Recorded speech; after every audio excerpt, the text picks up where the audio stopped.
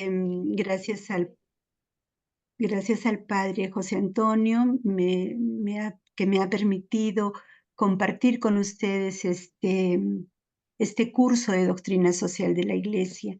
La metodología va a ser la siguiente, como lo explicó el Padre José Antonio. eh, en octubre vamos a tener esta clase, para noviembre hay 4 clases en los 4 martes seguidos, y para diciembre creo que tenemos una clase presencial y 2 clases virtuales. Vamos a tener también cada día una exposición y luego aportes suyos y algunas preguntas.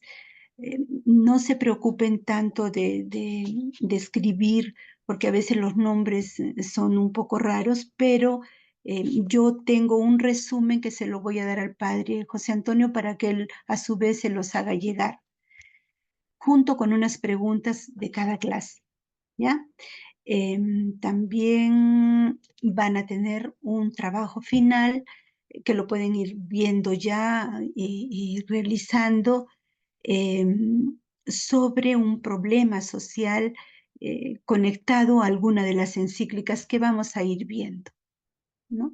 Ese trabajo lo van a presentar a fin de curso. Bien, entonces vamos a empezar. Yo trato de empezar a las 8 en punto, he estado a las 8 y quiero terminar a las 9, ¿ya? Entonces tratemos de empezar exactamente a las 8 para también finalizar a las 9. Bien. Entonces, doctrina social de la Iglesia. No vamos a ahondar mucho en los temas, vamos a tratar de dar cosas sencillas, puntuales, que nos ayuden en nuestro trabajo pastoral, en nuestra vida como cristianos y en nuestro trabajo evangelizador principalmente, ¿no? Para hablar de doctrina social de la Iglesia, vamos a hacer un poco de historia. Y a través de las diferentes encíclicas que se han ido dictando de esta doctrina. ¿Qué es una encíclica? Una encíclica es una carta solemne que dirige el sumo pontífice a todos los obispos y fieles del mundo católico. Entonces, vamos a tratar de ver cuándo inicia la doctrina social de la Iglesia. Y sí tiene una fecha de inicio. En 1891, el 15 de mayo, el Papa León XIII publica la encíclica Rerum Novarum. Este es el punto de partida de la doctrina social de la Iglesia. La encíclica Rerum Novarum del Papa León XIII. ¿Qué significa Rerum Novarum? Cosas nuevas. Las encíclicas generalmente se escriben en latín, que es el idioma oficial de la Santa Sede, y el nombre que lleva cada encíclica generalmente son las primeras palabras de la encíclica. En este caso, Rerum Novarum, cosas nuevas. Entonces, ese es el punto de partida de la doctrina social de la Iglesia. Pero ojo, es el punto de partida de la doctrina social de la Iglesia como cuerpo doctrinal. Eso no significa que antes no ha habido enseñanza social de la Iglesia. La ha habido en el Antiguo Testamento, la ha habido enseñanza social, ha habido también la enseñanza social con Jesús en el Nuevo Testamento, con los discípulos. Hay enseñanza social también en los santos padres de la Iglesia, en el mismo magisterio de la Iglesia. Es decir, la enseñanza social ha existido siempre porque el hombre es un ser social y la Iglesia se preocupa de todo aquello que involucre al ser humano. Pero la doctrina social como cuerpo doctrinal surge en 1891 con esta encíclica, Rerum Novarum. ¿Y qué sucede? ¿Cuál es el contexto? ¿Por qué surge esta encíclica? Bien, finales del siglo XIX. Está surgiendo la industrialización, la revolución industrial. Una revolución industrial que trae muchos avances en la máquina, pero también trae muchos problemas para el ser humano. Uno de ellos es que las industrias, especialmente en Inglaterra, están en la ciudad. Entonces, la gente migra del campo a la ciudad por conseguir trabajo. Entonces, ¿qué pasa? Que se abandona el campo. Hay un abandono del campo. Ese es el primer problema. Luego, al migrar a la ciudad, ¿qué provoca? Provoca hacinamiento en los lugares cercanos a la industria porque todos quieren vivir cerca, ¿no? Hay una tugurización. Luego, también hay una explotación de la mano del trabajador, de los obreros. Se les tiene muchas horas y se les paga muy poco. Se utiliza la mano de la mujer también y se le paga mucho menos. Igual que a los niños. También se da trabajo a los niños y se les paga muy poco. Entonces, frente a todos estos problemas que surgen en esa época con la doctrina, con la revolución industrial, eh, el Papa, la Iglesia se da cuenta de lo que está pasando, pero también hay dos ideologías que surgen, que son extremistas y que pretenden dar soluciones a esa situación. Estas ideologías son, por un lado, el socialismo, marxismo, comunismo y por otro lado el capitalismo. Ambas buscan dar solución a estos problemas, pero causan más problemas, ¿no? Causando más problemas de injusticias. Entonces la Iglesia se da cuenta de esto y promulga esta encíclica con una serie de principios que buscan defender la dignidad de la persona humana, la dignidad del trabajador, la dignidad del ser humano, ¿no? Bien, entonces así surge esta Rerum Novarum. Pasados algunos años, Pío XI publica una nueva encíclica que es la 40º Anno, así se llama, 40 años después de la Rerum Novarum. Y fíjense, la Rerum Novarum va a constituir la base a la cual van a recurrir todos los demás papas cuando promulguen encíclicas sociales. Ella contiene los principios fundamentales de la doctrina social de la Iglesia.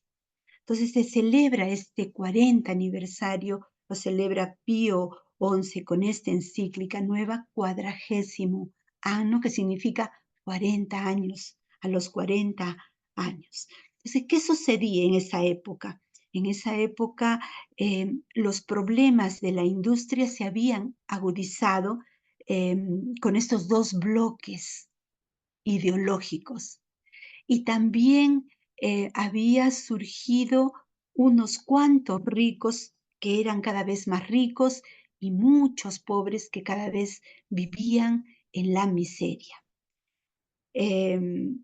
Luego, en estos, cercana a esta época, en 1931, que se promulga la 40º Anno, estaban saliendo de la Primera Guerra Mundial, ¿no? Acuérdense, la Primera Guerra Mundial entre 1914 y 1918. Luego, en 1929, esa gran caída de la bolsa en Wall Street, que pareciera que significó el final de la época de ese capitalismo salvaje, guiado por la libre competencia, el mayor enriquecimiento y la no intervención de los estados en esas grandes multinacionales que se estaban creando, ¿no? Em, Además, también Pío XI publica, si bien es cierto, no son encíclicas, publica unos documentos donde condena al nazismo y al comunismo. Y dice que estas dos ideologías no son compatibles con las enseñanzas de Cristo. Entonces, estas encíclicas que vemos, estos papas en sus encíclicas, no están preocupados tanto de los problemas políticos, sino principalmente de aquello que afecta al ser humano, de la justicia, de la caridad, de aquello que afecta el mensaje cristiano. Luego pasamos ya a Juan 23, en 1961. Juan 23, el Papa que es santo, San Juan 23. Él escribe la Mater e Magistra, madre y maestra. Esta encíclica nos enseña que la Iglesia es madre porque nos ha engendrado en el bautismo, pero también es nuestra maestra. Ella nos enseña, nos da criterios, nos da principios para poder vivir nuestra vida social, nuestra vida en sociedad.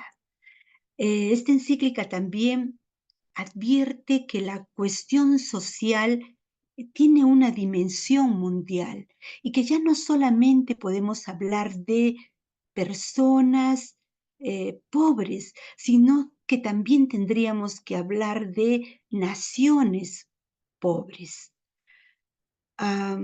Insiste como maestra, madre y maestra de la Iglesia, insiste esta encíclica en la importancia y trascendencia de la dignidad de la persona, también en la valoración del trabajo. Hay que valorar el trabajo y a ese trabajo darle una justa remuneración. Más o menos esos grandes esbozos son lo que nos dice la Mater Magistra. Luego, el mismo Papa, Juan 23, San Juan 23, en 1963, escribe Pacem in Terris, paz en la tierra, donde nos habla de cuán importante es para el ser humano vivir la paz. ¿Mm? Recuerden que en esas, cercanas a esas fechas, se hablaba mucho de la posibilidad de una tercera guerra nuclear, tercera guerra mundial nuclear, ¿no? Entonces había mucho miedo en la gente y el Papa, como respuesta a ese miedo, dice, no, hay que proponerse construir la paz, ¿no? Y la paz que también implica un respeto a los derechos humanos. Y la paz también entendida como una observancia del orden querido por Dios. Una observancia del orden querido por Dios. Luego, bueno, un año antes de la Pacem in Terris, en 1962, el mismo Juan 23 convoca al Concilio Vaticano II, que duró del 62 al 65. Él lo inició, él lo convocó, pero él no lo pudo concluir. Él murió antes y lo concluyó Pablo VI. Bueno, en este Concilio Vaticano II, que es la reunión de todos los obispos, de toda la gente pensadora de la Iglesia, salieron muchos documentos, ¿no? Se emitieron muchos documentos, pero uno de ellos, un documento social que también es importante dentro de la doctrina social de la Iglesia, que se llamó Gaudium et Spes, ¿no? Que trata de la familia, que trata del trabajo, que trata de la política.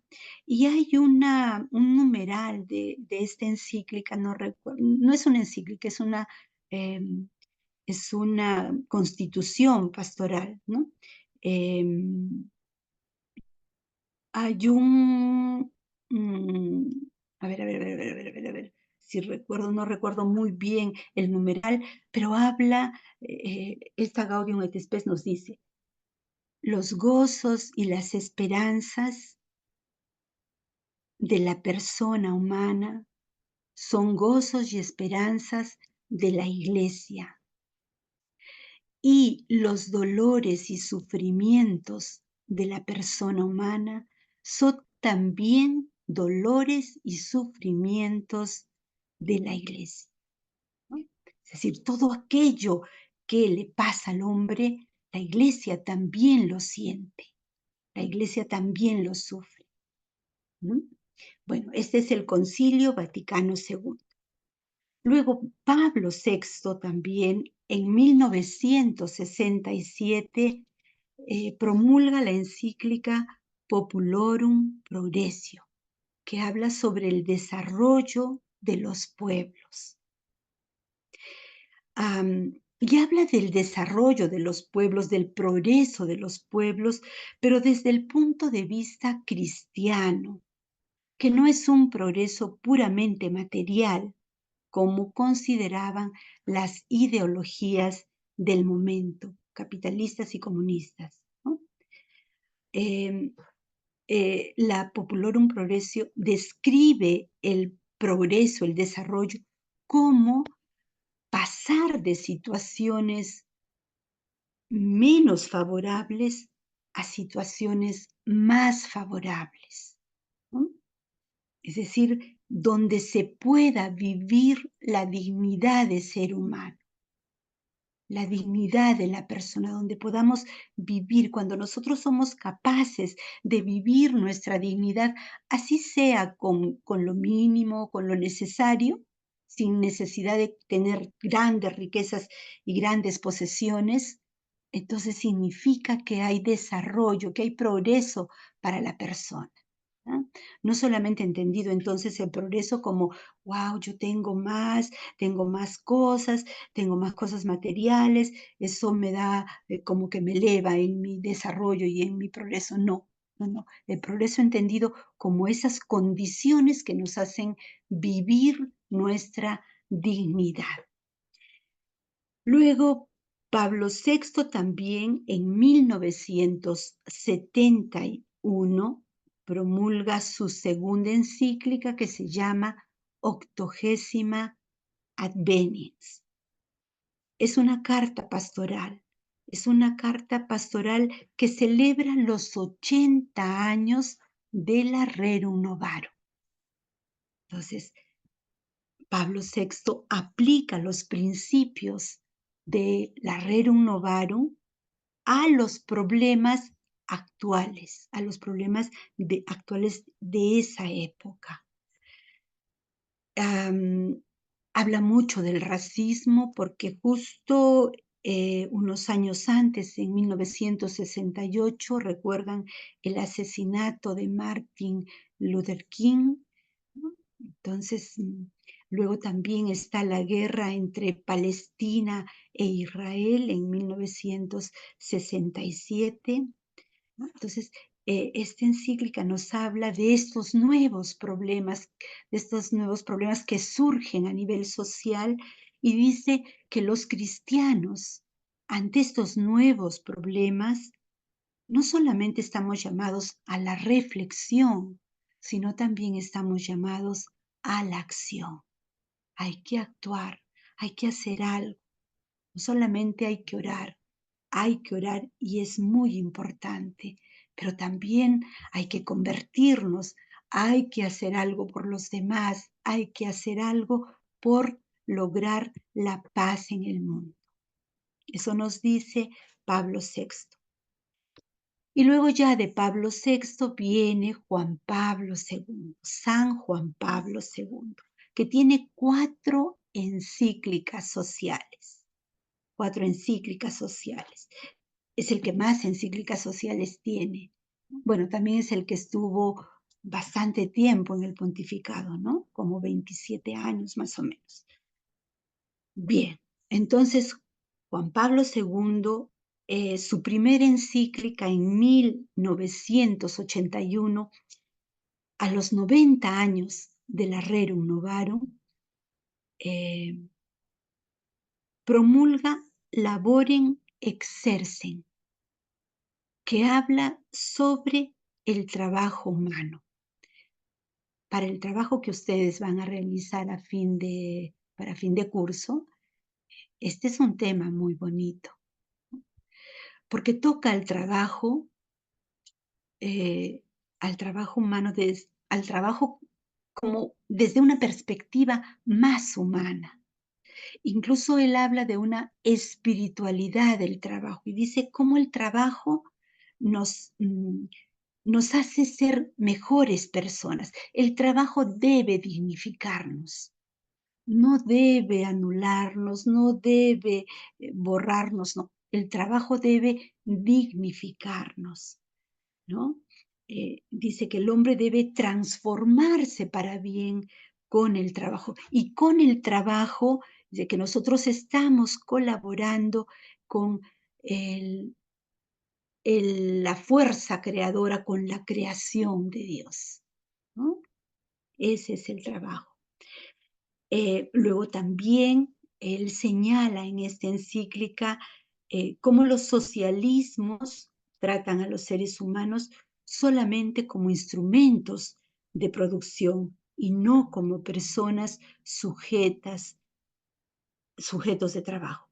Y también el liberalismo trata a las personas como mercancía sujeta al mercado de la oferta y la demanda. Es decir, siempre hay una crítica a a estos dos extremos, estas dos ideologías que son extremistas. Dice, el significado del trabajo solo puede entenderse cuando se enfatiza la dignidad del mismo. En 1987, San Juan Pablo II nos regala otra encíclica denominada Solicitudo Rei Socialis, que significa la preocupación de la Iglesia por el orden social. Y en esta encíclica, Juan Pablo II insiste en que la doctrina social de la Iglesia pertenece a la teología moral católica, ¿no? Es parte de la teología moral que ve los problemas sociales. En 1991, Juan Pablo II, a los 100 años de la Rerum Novarum, publica la Centésimos Annus, 100 años de la Rerum Novarum. Y acá Juan Pablo II habla de otros los principios de la doctrina social de la Iglesia que lo vamos a ver en la siguiente clase, que es el bien común. Si bien uno de los principios es la persona humana, su dignidad, otro principio muy importante y muy ligado a este es el bien común. Y él dice de que los estados deben preocuparse por ese bien común. Es su obligación. Luego, en 1995, San Juan Pablo II escribe otra maravillosa encíclica que se llama Evangelium Vitae, el Evangelio de la vida, ¿no? Y fíjense que esta encíclica ya nos habla de los problemas graves que nos trae el relativismo.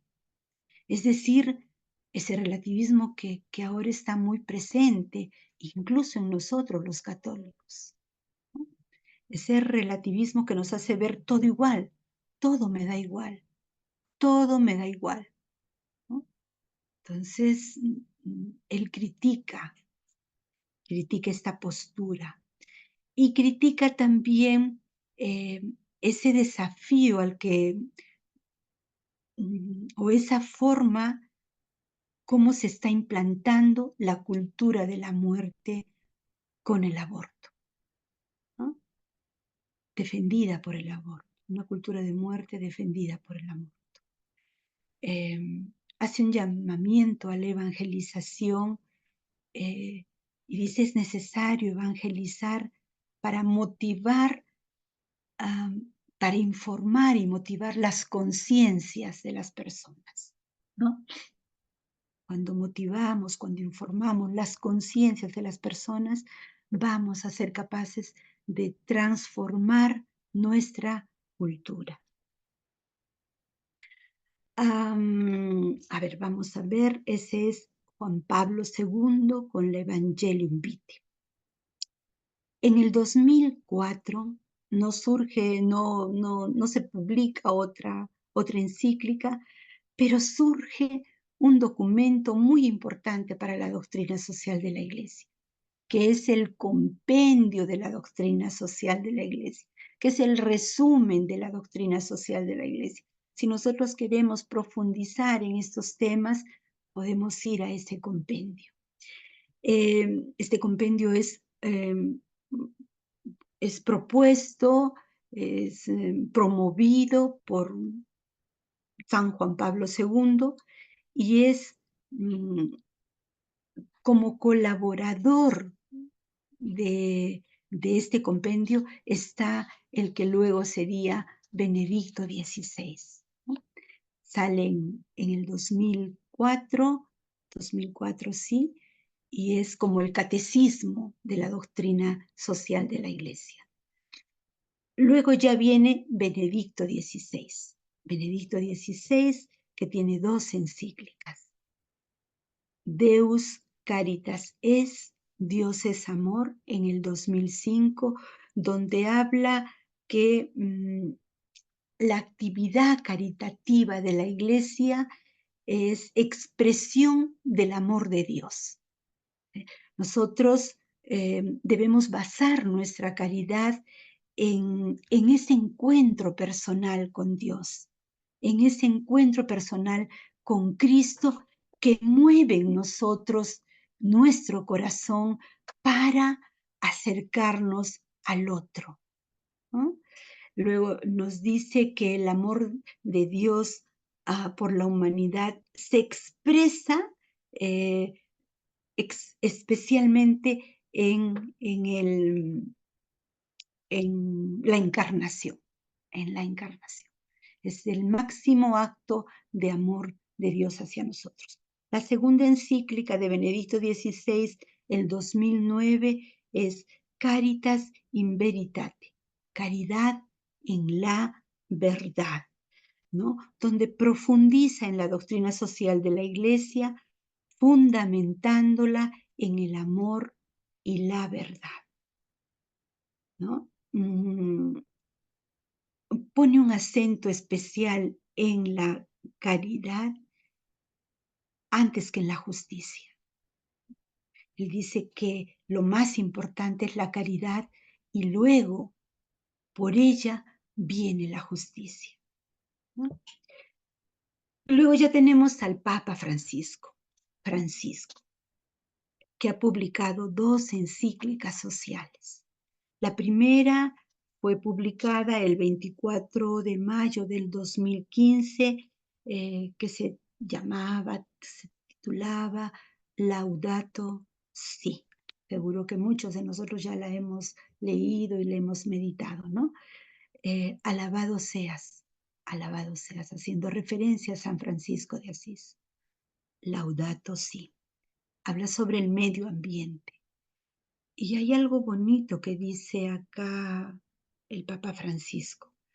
Él habla de la ecología cristiana, pero no la ecología entendida solamente como la naturaleza, los animales, no, sino también como la ecología integral donde está el ser humano.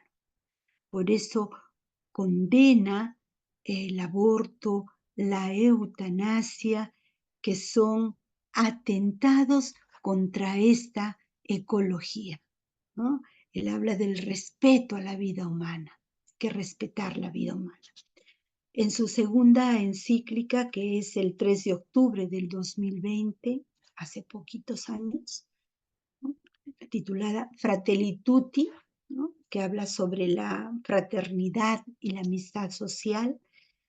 Es una meditación social sobre el buen samaritano, ¿verdad? Em, y subraya que un mundo más justo se logra promoviendo la paz. Pero la paz que no es solo ausencia de guerra, sino que es una verdadera obra artesanal, así la llama, obra artesanal que nos implica a todos. Entonces la paz es un trabajo de todos, ¿no? Y hasta aquí son las encíclicas, todas las encíclicas sociales que se han redactado, que se han promulgado a partir del inicio de la doctrina social de la Iglesia con la Rerum Novarum en 1891, encíclica del Papa León XIII, ¿no? Terminamos entonces con Francisco. Ahora, con todo lo que hemos dicho, ¿qué es la doctrina social de la Iglesia? ¿Cómo podemos calificarla, la doctrina social de la Iglesia?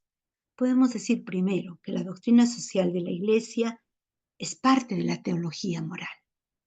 Es parte de la teología moral aplicada a las cuestiones sociales, políticas, económicas, etc.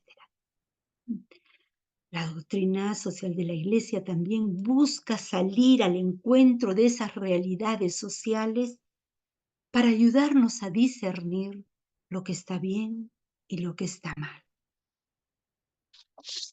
Luego, la doctrina social de la Iglesia, como hemos visto, se apoya ante todo en la Sagrada Escritura. Es su fuente, la Sagrada Escritura.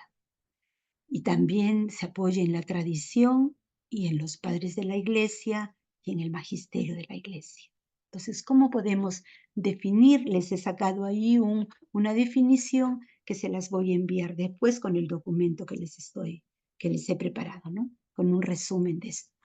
Y dice, vamos a leerla mejor. La doctrina social de la Iglesia es la enseñanza moral elaborada en el seno de la Iglesia como respuesta a los problemas económicos y sociales producidos a partir de la revolución industrial hasta nuestros días. Entonces, enseñanzas moral para los problemas sociales, elaborada por los papas, ¿no?, que salen al encuentro de estos problemas sociales desde la revolución industrial hasta nuestros días. Y para concluir, vamos a dar algunos puntos que debemos tomar en cuenta sobre la doctrina social de la Iglesia.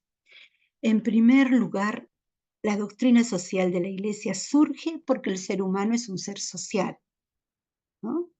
Y Dios ha confiado a la Iglesia y al magisterio la defensa de la persona humana, de su vida, de sus derechos. Entonces, surge porque el ser humano es un ser social y la Iglesia está obligada a cuidar de él. La doctrina social de la Iglesia utiliza las ciencias sociales para desarrollarse, pero no es una política, no es sociología, no es economía. No podemos mezclar. Hay un gran peligro si mezclamos, si decimos la doctrina social de la Iglesia es sociología, o es política, o es economía. No, utiliza estas ciencias, pero la doctrina social de la Iglesia es teología moral. ¿Ah?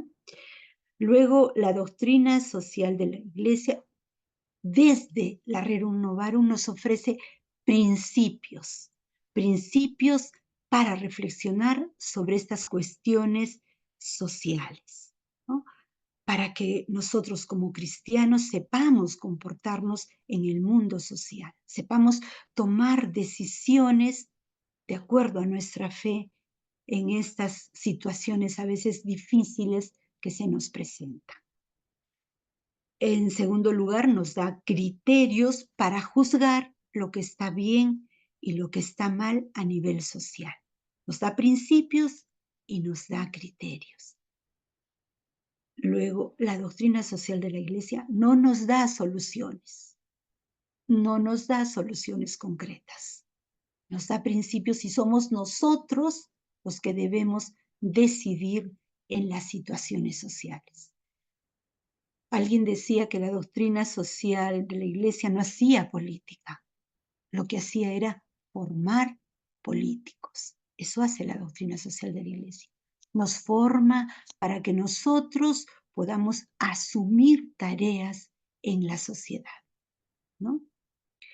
Con criterios, con bases cristianos. Y por último, porque la doctrina social de la Iglesia es la más olvidada, pues a ver, preguntemos a ver si la gente sabe lo que significa doctrina social de la Iglesia y muy pocos saben. Entonces es la gran olvidada en nuestra evangelización. Dice, no, la doctrina social de la Iglesia debe ser parte de nuestra evangelización. Así que, queridos hermanos, entonces vamos a tener que ir conociendo un poco más la doctrina social de la Iglesia para poder luego aplicarla en nuestros trabajos pastorales. Bien, hasta aquí entonces con la exposición y vamos a pasar a que ustedes hagan sus aportes, que ustedes nos cuenten a ver cómo van.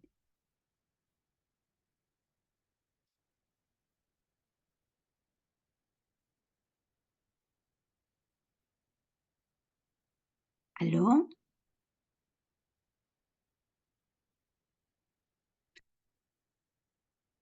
Pueden hacer sus preguntas o sus comentarios, más que preguntas, creo que comentarios y aportes sin ningún problema.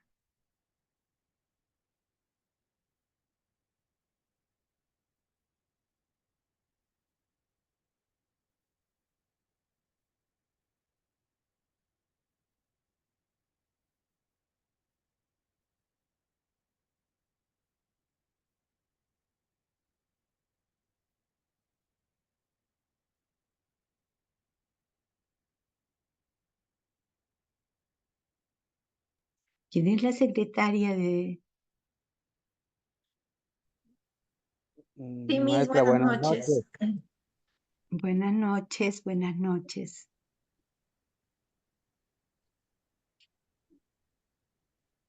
Maestra, un pequeño comentario y a la vez de repente una pregunta.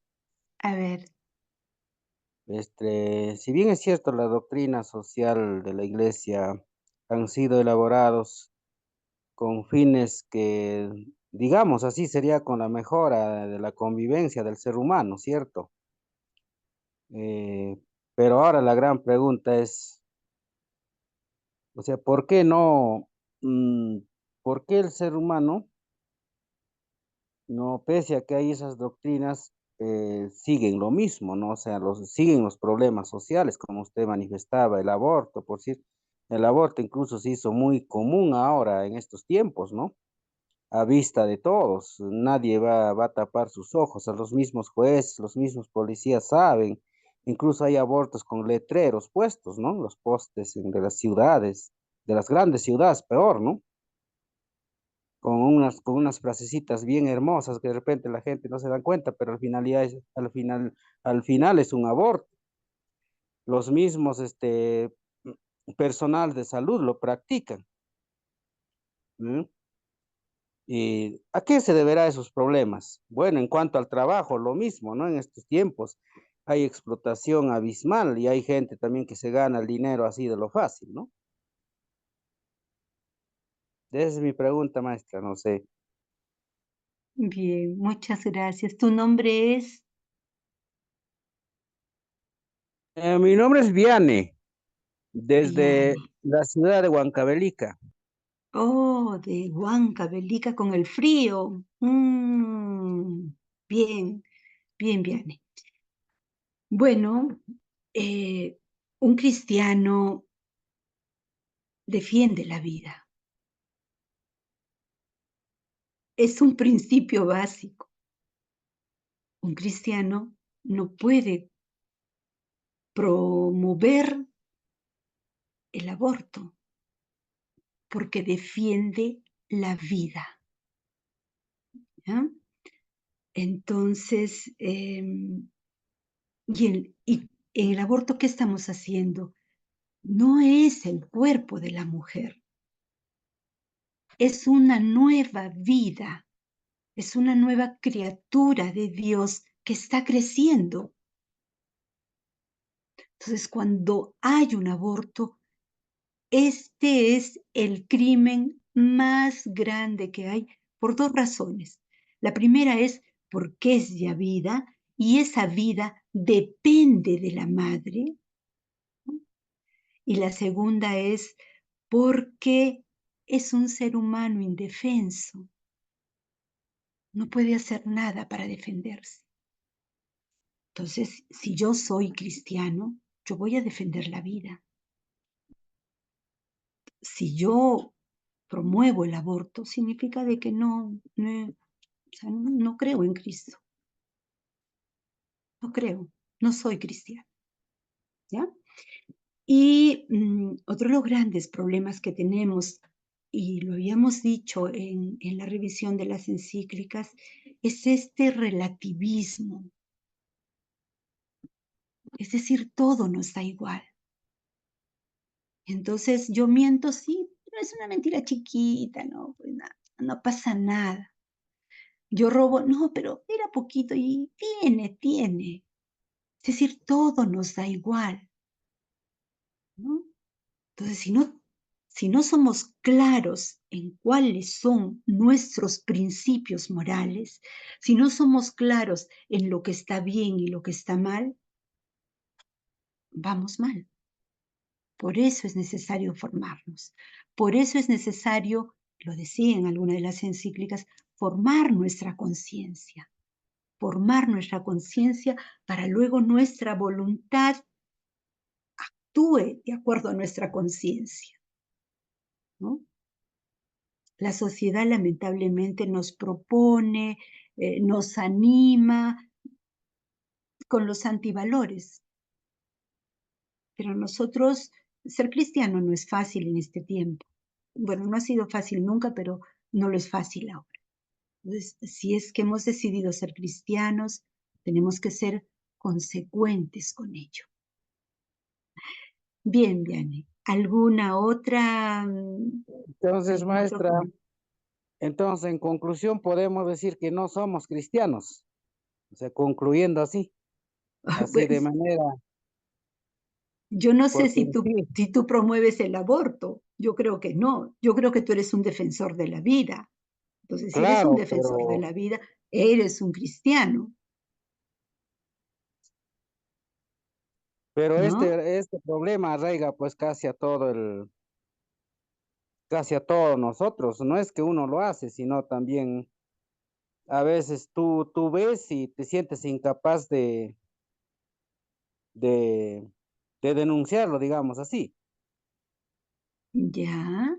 Y Bueno, esa es otra. ojo que lamentablemente, lo voy a decir así de cruda, Ujú. los profesionales son los que más delinquen. Mm. Bueno, Bueno, lamento decirlo así, pero la realidad es eso. sí, puede ser, pero la realidad no va a cambiar mis valores, ¿no? Mis valores son, eh, yo tengo valores que son esenciales. Pueden haber realidades que van cambiando, pero mi valor sobre la vida es único. O sea, no es que yo a medida que avanzo en edad, avanza la sociedad y hoy día es blanco, mañana es negro, entonces yo hoy día pienso que es blanco y mañana pienso que es negro. No, yo sé que esto es así y sé que hay que defender la vida y pueden pasar muchas cosas, como dices tú, hermanito, de repente es difícil luchar contra corriente o luchar contra todas estas, no sé, estas corrientes que hay, ¿no? de poco respeto a la vida. Y vamos a ver, uno de los temas también que tenemos más adelante es el respeto a la vida, el respeto a esa vida que es sagrada, porque somos hijos de Dios, somos criaturas de Dios, creados por Dios, ¿no? Entonces, si yo no respeto la vida, ¿qué respeto entonces, no? Entonces, puede ser que sí, yo te entiendo, la situación es difícil, pero yo tengo que remar contracorriente. Yo no puedo, como cristiano, dejarme que las aguas me lleven. No, yo tengo mis valores, que no va a ser fácil, no es fácil, pero yo debo ser fiel a mis principios. ¿Ya? Bien, hermanito. ¿Alguna otra Maestra, pregunta? Sí. maestra, ¿querés aportar algo al tema justamente del aborto que comentaba el hermano? Ujú. Eh, Mi persona trabajó en la fiscalía y justamente ese tema en psicología se ve. Y mayormente eso se da en el caso cuando menores de edad son ultrajadas, violadas sexualmente. ¿Y qué culpa tiene ellas? Son menores de edad. Muchos casos de primaria, secundaria. Justamente en ese tema de trauma, el gobierno no ha decretado justamente el tema del aborto permitido, porque es algo, un hijo no deseado. Sé que cristianamente es malo, pero ¿qué futuro le espera a esa criatura si el padre es un violador que tiene familias, es un pedófilo, es un enfermo? Y encima, para colmo, dicen llamarse cristianos de verdad. Y lo peor que con esa acción, ¿qué esperamos para la criatura? Y por eso es que recurren, ¿no? En el tema de psicología, pues le dan la opción al aborto. Porque vivir con ese trauma para toda la vida, ese niño no deseado, y verlo ahí, esa criatura, no es bonito. Claro, cristianamente se ve feo, pero hay que ponerse en ese caso. Ese sería mi aporte, maestra. Bien, bien. ¿Hay algún otro aporte? Maestra, buenas noches. Buenas noches. Soy Zulma Esteban Arellano y por favor quisiera que me aclare una duda. Justo hay un texto que nos ha entregado el padre Alfonso en el curso que estamos llevando y justo hay una parte donde está plasmado, ¿no? Algo referente al tema. Textualmente dice así: en esta época, estamos hablando pues ¿no? de esta época donde nace lo que es la doctrina social, pero acá dice doctrina social católica. Fue su precursor Ketteler en 1811-1877. Él es el precursor de esto y posterior a ello pues está León XIII. Quisiera que me aclare esa duda, por favor. Es lo mismo decir doctrina social de la Iglesia, doctrina social católica, y si, y quién es, ¿no? Kettler, si es el precursor o está tomado como el precursor o quizás no estoy confundida. Gracias. Bien. La doctrina social de la Iglesia tiene una fecha de nacimiento. Es doctrina social de la Iglesia y nace con León XIII. Antes hubieron enseñanza social, ¿no? Es decir, ¿por qué? Porque la Iglesia siempre se ha preocupado por los problemas sociales. Jesús mismo, en sus mensajes, hubo una frase que es muy saltante en el mensaje de Jesús, cuando le dan una moneda y dice: dad al César lo que es del César y a Dios lo que es de Dios. ¿Sabes? Hay problemas sociales, ¿no? A la sociedad está ahí, no la desconoce, ¿no? Entonces, eh, enseñanza social de la Iglesia ha habido siempre, pero la doctrina como cuerpo doctrinal nace en 1891 con León XIII, con el Papa León XIII, ¿no? Y la doctrina social de la Iglesia es la enseñanza de los papas, de la Iglesia, de la Iglesia. Bien, Zulma. ¿Alguna otra?